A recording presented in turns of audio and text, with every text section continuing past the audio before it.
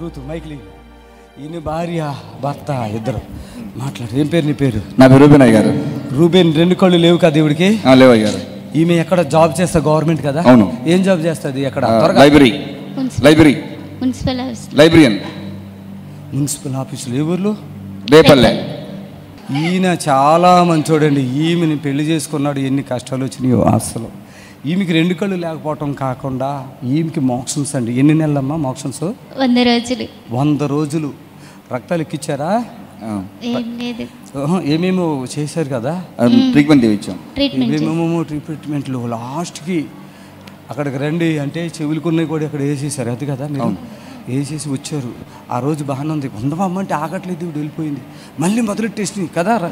ఈరోజు ఇక రాత్రులు పగలు ఇటు గుర్తొచ్చినప్పుడు ఫోన్ చేసి చంపి మొత్తం మీద బతికింది కదా. చచ్చిపోతుంది అనుకున్నా. 100 రోజులు కంటిన్యూ. నువ్వు చెప్పేసారే తల్లి, నువ్వు స్వీట్ మంచి 100 రోజులు అన్నం లేదు, వాంతులు, విరోచనాలు. 100 రోజులు పేగులన్నీ ఉబ్బి పుండ్లు పడిపోయింది. అసలు మామూలు కథ కాదు అది. నరకం నరకం. కళ్ళు కనపడవు. భర్త కూడా ఎంతకాలం చేస్తావు. ఒక కుమారుడు ఉన్నాడు. ఏది వాడు? వాడు రాలేదు. ఆయన ఎంత ఓపికమంతుడు అంటే అంత ఓపికమంతుడు. ఆమెకి అన్నీ ఆయనే చేస్తున్నాడు.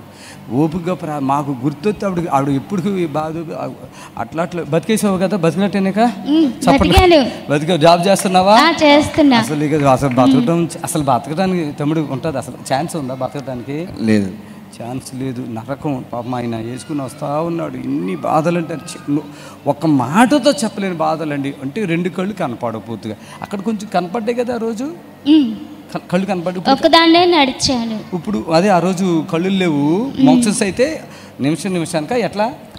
10 నిమిషాలకు ఒక మోక్షం. తిన్నట్లే ఒక్కలొక్కలుగా పడిపోయి. తినకపోయినా కూడా వస్తుంది. తినకపోయినా తిన్నా వచ్చే ఇక్కడ కన్నా అప్పుడు వచ్చింది. ఆ దారిలో ఏమన్నా? ఆ దారిలో 7 సార్లు. 7 సార్లు. అక్కడ చర్చికొచ్చాక కూడా 7 సార్లు లూజ్ గా పడిపోయేది.